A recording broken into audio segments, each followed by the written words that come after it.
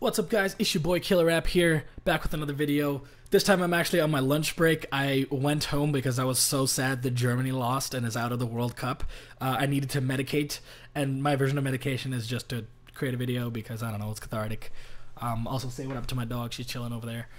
But yeah, so last week, I guess it was technically last week. I don't even exactly know when it was. But the Lauder video, I asked you guys for, a new rapper so that I could check him out and expand my horizons. This time I'm going to ask you to do the same thing. Just give me someone with, relatively low views, relatively unknown, but who you think might be worth looking at. This time I'm going to be looking at TUT, or what I thought was YG TUT based on the comment. But it is a track he's done with Isaiah Rashad, who is absolutely dope. I really like him. If you guys haven't checked out What's Wrong, Isaiah Rashad featuring Kendrick Lamar, one of the best verses I've heard in a long, long time. I just really enjoyed it. The flow is crazy, lyrics are crazy. Anyway, so for him to be on a track with Isaiah Rashad is probably going to be a high bar, because I know Isaiah Rashad kills it every time he raps. So it's going to be good. This is a song called G35, which I believe is a type of car. Correct me if I'm wrong, but I mean, based on this picture, it's, both of them without a car. Anyway, I'm going to get into it. I've got the lyrics up, but I'm not going to be reading along the whole time. I'm more going to be listening, and then when I have some comments to say, and if I want to reference back to the lyrics if I'm unsure, I'm going to do that. So yeah, here we go. Isaiah Rashad's first, according to the bit of the lyrics that I did see. I like the beat already. That very spacey flanger effect that's going on, it's really nice.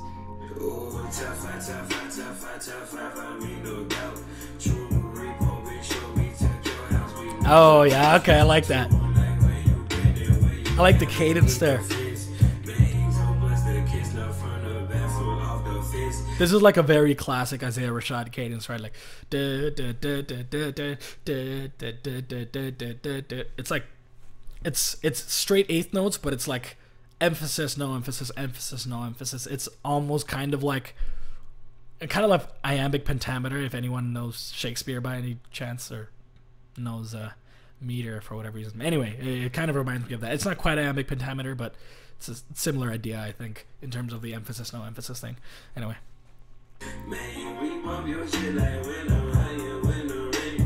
Ain't several seconds, where your friends say what's up to the option, and all the adoptions, and the film was. So I'm actually reading along to the lyrics here because I can't understand what he's saying for the most part. It's actually pretty unclear. It sounds super nice, I'm not gonna lie, and if I was just trying to chill out, if I was just eat some chocolate and chill out, then yeah, I would probably put this on. I would probably put this on anyway. It sounds nice, but I don't think it's much of a something that you just listen to and be like, what are the lyrics? Because I can't understand them. It's a little. The layering is not very well put together, and it's a little muddy, and he's kind of slurring, but it's minor detail. Well, it's not a minor detail, it's a pretty significant detail, but it's not that important because I don't give a shit about Isaiah Rashad here. I'm here for TUT, so I'm just gonna keep listening. It sounds nice, and actually if you look at the lyrics, it's pretty interesting, but I'm not gonna worry about them too much. There we go.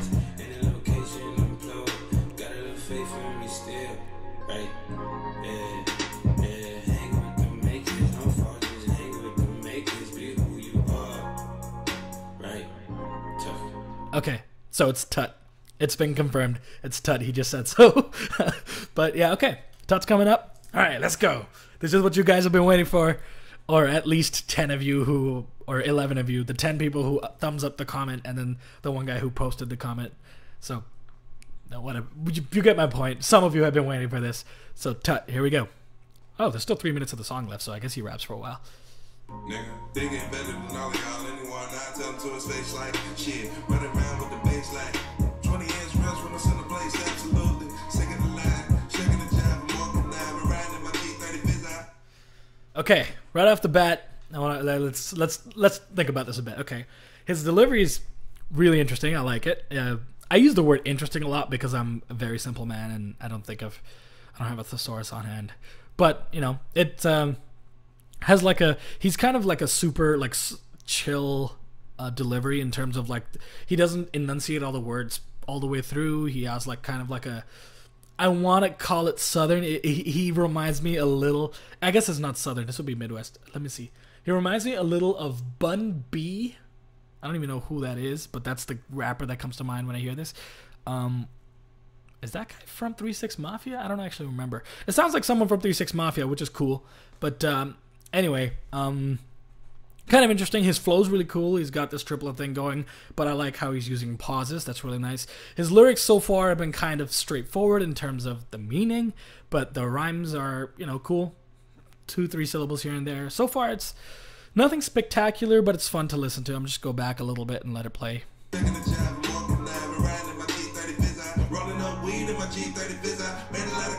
G35. Oh, okay.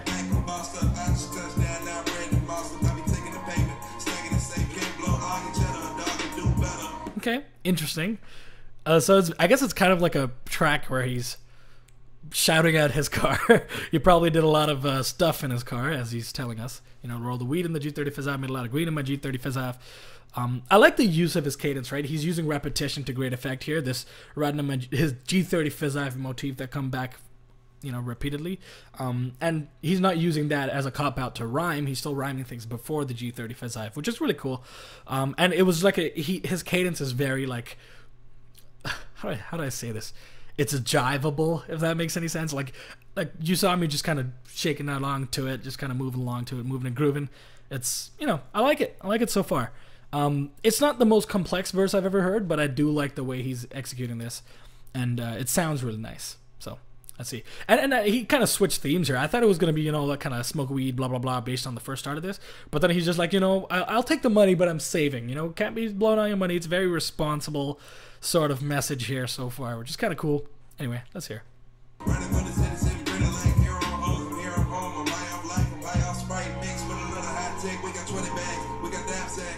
Okay. No, I don't know if it's the beat or if it's flow, but his flow's really, it's growing on me as I listen to it. He's switching it up a lot. And I noticed right at the beginning too, he did a rhyme scheme switch before the end of the like second quatrain or whatever. Like he started with a rhyme on bar 1, went to same rhyme on bar 2, same bar on rhyme 3, or same rhyme on bar 3, and then just switched it middle of bar 4 without actually ending it. This is actually like a technique that Biggie's very, very, very notorious for, in terms of like it's one of his biggest secrets to success in terms of his flow and stuff. So I noticed him do that earlier, and I noticed him kind of do that here too. And I see he's doing this like three syllable grouping of verses. I think it's high off life, high off Sprite, mixed with a little high tech. We got 20 high on dime, whatever, right? I didn't actually pay too much attention to the lyrics there, but that 3 syllable grouping over the 4 beat rhythm, which is something actually that J.I.D. was also doing a lot, which is kind of cool. In any case, the rhyme scheme is cool. The repetition of the high is really cool. Got multiple meanings there. You know, 20 bags, dime sacks, black. I'm gonna go back and redo this. But yeah, so far his flow has been really nice. I am enjoying it. I'm really enjoying it. But like it's like really easy to groove to. I like it. 20 bags, we got dime sacks. Never play myself short now, off to the airport. Another classic got niggas waiting to export. Spiritual and lyrical, but still I need my residual. See that? He did that again, right? He switched the flow and the rhyme scheme in the third bar there. And so it's like and the rhyme scheme was, the rhythm scheme rather, was very structured in the first 2 bar. Exact same rhythm pattern, exact same rhymes in those same places. Really cool, very structured. It's actually surprisingly technical the way he structured this. Mind you, it's not like mind-blowing or anything, but it's good. You know, for a new rapper, I like it. And when I say new rapper, I mean new to me. It doesn't necessarily have to be a new rapper. Just underground for me. So let me go back a bit. Lyrical, but still I need my here I'm home, I'm high off life, I'm high off Sprite, mixed with a little high tech. We got 20 bags, we got that. Oh, I'm going to the airport.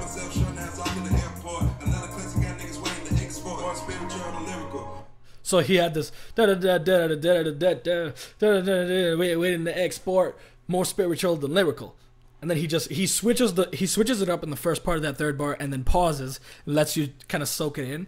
And really the effect this has is it's kind of a punch in the face, because you're expecting something, because he sets it up so nicely in the first 2 bars, like repeating it, and then he just switches it completely. And what that does is it catches your ear because you're expecting something.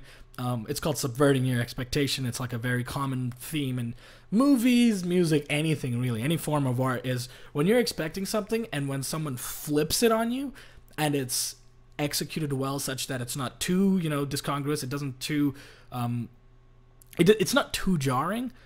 It has a profound effect of like sticking in your mind. This more spiritual than lyrical part is gonna stick with me forever, or at least for the next 10 minutes or whatever. But yeah, let me keep going. But still I need my residual, absolutely. Never front able with credit cards, I hold my nuts, and when I hit that wall, I run through it. Till my niggas hit that mall and run through it. This is more than music, nigga, I swear that I'ma get it really in the house just like Uncle Willie. Give my shit. Okay, I like that. I like that. This is, I don't know, something about this song is very wholesome to me. It's like he's just talking about how he's gonna live his life in a very responsible, kind of nice way. And it's kind of cool.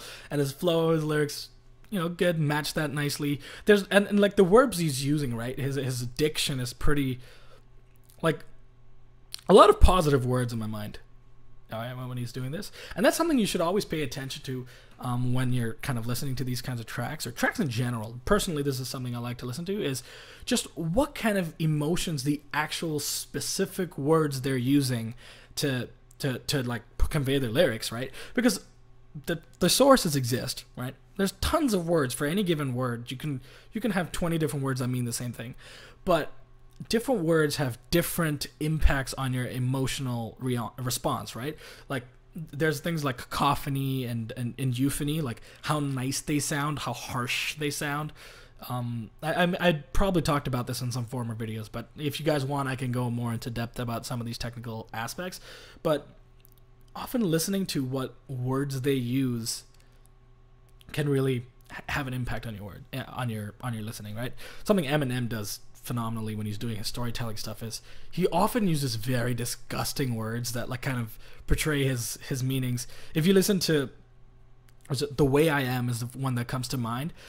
He's giving this message about how everyone sucks and people won't leave him alone. And like I said, back with the and the delivery, the flow, and then the actual lyrics is a lot of consonants, right? In the rhymes that he's using. If you count the comparison of the number of consonants to the ratio to the number of vowels is probably very much skewed toward the consonants. I mean, it's obvious the nature of English is such that it's skewed, but I think it's more so than an average word, and that usually lends itself to more cacophony, more of a dissonant response, right? You don't want to hear that nasty shit.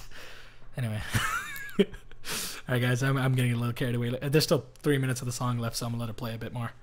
Shitty ass back into the curb when I start running around in the building. Might pull up on my old hoes just so I can stun on the bitches. Hey, that's not nice. A lot of shit, just so we can say that we did it.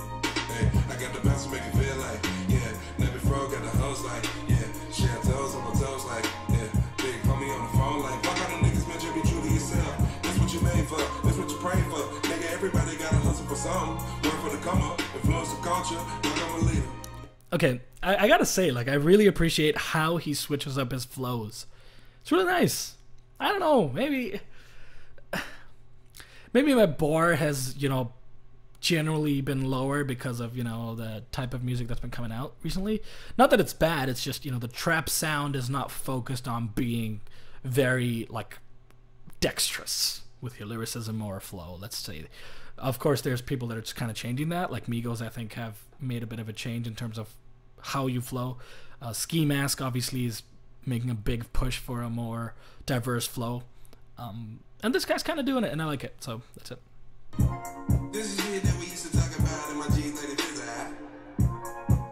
Got about an ounce of the bitch scale in the rizzo. I like this chopper screw there, it's kind of nice.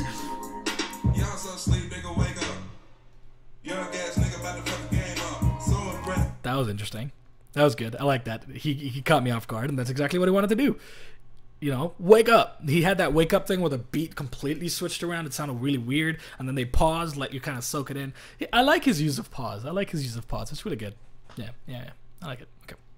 Young ass nigga about to fuck the game up. So impressive, so invested. Shit ain't been the same since the mama Fresh Prince.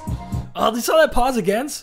right before the mom on Fresh Prince, it almost felt like he's giving you like he had this so impressed, I'm so invested, should have been the same since. He had this like barrage of like, first it was that really off kilter sort of flow that didn't quite fit, and then he had that machine gun flow, and then he paused, let you think about it. This guy's he really thinks about his verses. I'll give him that. He really thinks about his verses. It's funny how we switched the game up, took niggas to church like a church bus. Funny bullshit, this real rap. Preacher son a year older and still slap. I might pull up on the rapper, tell him give him the shit. Oh, you a mess. Make it look so easy, do you see the finesse? Getting your job, searching for yourself inside a fucking facade. My God, thank God we living it up. When the work got you down, I be building you up. Ain't shit to it, it's just music. Don't let fear fail you scared. He does have a lot of like religious reference, like he references God, something about a pastor, something about a blah blah blah.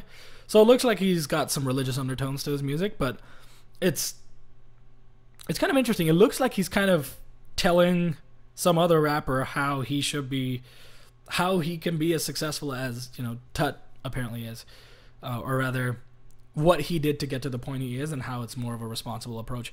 It feels to me, based on this song alone, obviously, because I haven't heard anything else, but TUT is more of like a woke rapper, so to speak, in that it's not all about, you know, the typical materialistic, misogynistic garbage that is on the radio nowadays, which isn't necessarily, you know, no, okay, let me rephrase that. I think it is bad, but music can still be, you can still appreciate music without necessarily agreeing with the content matter, right? Because there's more to music than just the lyrics. Hip hop, obviously, music, the lyrics are a bit more important, but you know, based on my surveys, I've done some data analysis. I posted it sometime historically, but you know, the thing people are most invested in when listening to a song is actually the instrumental, flow, then the instrumental, in that order. The flow is the most important thing at the end of the day, and this guy's got flow in spades, so it is what it is. Okay, let's finish this.